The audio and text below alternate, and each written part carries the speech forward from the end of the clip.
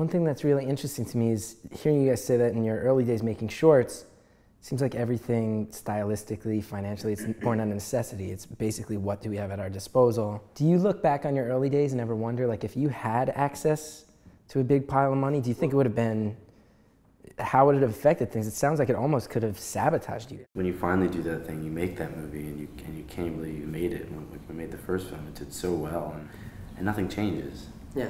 And then you do another film and it goes, does well and nothing changes. The best way to sort of to teach yourself as a filmmaker, to experiment as a filmmaker, is to take a big risk creatively but not financially. Do you know what I mean? Like, obviously everybody's going to go down their own path. This is just something that we think. They're not expecting anything from you. Yeah, exactly. Don't go out and say this is going to be the thing that changes my life. Yeah, there's that old idea, like when you're at school, like at film school, that like your thesis project is going to be this calling card that's going to get you jobs in Hollywood. It's like ridiculous. Do you remember like, the screening though with there was one director, like the movie ends, it's classical music, and then it says like directed by, and the person's name was the size of the screen. Yeah. But then it was not only directed by, it was like a separate card written and produced. Yeah. You just keep blasting her name like.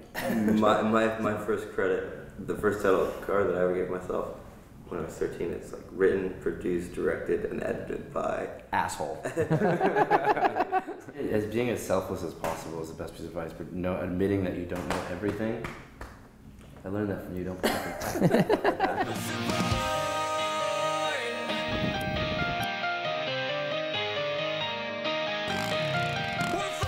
No, I learned selflessness. I definitely learned that from you guys, but also just admitting that you don't know things is really important. Because everybody's overcompensating in film school. It's like a defense mechanism that actually repels people, right? You have to truly let the people around you know that they're collaborators and not like, this is my vision. The fun part of making movies is the openness and being like, let's figure it out together. When I started making short films, I had this idea that the director was the guy that had all the answers, and because I didn't have all the answers, that created a lot of insecurity. So this is like when I was 16 to 18 making short films, I was kind of a nightmare. I had temper tantrums, and I told people they wouldn't work in this town again. You were 16 though, right? I was 16, but I had always been a little. And how old was this guy that you spoke to? He was like 35. Yeah. It's so horrible. The big part of being a director is to be able to say, not to say like, I know this is right and we should do this, but it's to be able to say like, I'm choosing to work with you because I think you're extremely talented. Because at the end of the day, all that matters is that you get the best on screen. Like, that's all anyone remembers. Can you point to any moments in your shorts or your features where you feel like that sense of collaboration sort of took on a new life? Do you think there's any scenes you can point out that are like, well, this wouldn't have happened unless it was that environment we built?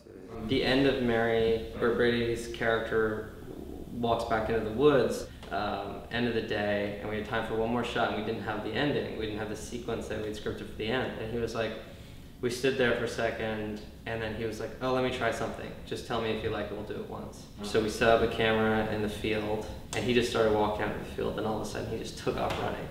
That was like this thing he just came up with on the spot, and it was able to completely like bridge everything that was in the script and make it better.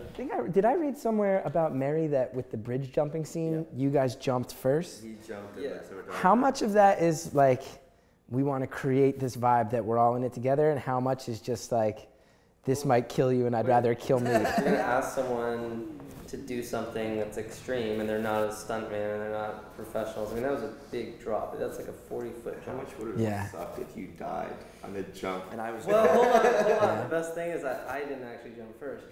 Drew jumped, actually, the cinematographer jumped first. That's good. He's very athletic. And the cool thing about what actually made it into the film is that that was one take, and Brady had never jumped before off of anything.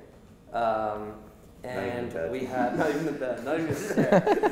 No, what's interesting, what happened with Antonio early on was, he had 2 shorts at Cannes and then went to the Cannes residence and wrote his first script after school there. And then when I made my short film and finally have my feature script, I fell into the same pattern but with Sundance. We were going to make Martha in the summer of 2009, but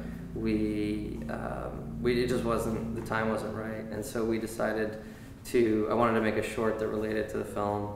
So I wrote like this 5-page short using the model that we had developed for Last 15 and Buy It Now, which was as little as money as possible, shoot it with the camera that you have and a few actors that you have access to, and locations that you have. And so we went out and we did it, and we shot in 2 days and had no expectation and just decided at the last minute to send it to Sundance. And so the success with After School opened doors for Martha, and so then we were able to take Martha to Ted Hope because he loved After School, and then Ted got involved. Obviously we went back with Martha when it was done, and then we went back again this year with Antonio's second film, Simon Killer. So it's just become a home for us. And we just feel very comfortable and supported there. The failure of the first film, and then The film that fell through. Yeah. As well as 6 years of really living, day to day or month to month, was a real struggle, and we supported each other.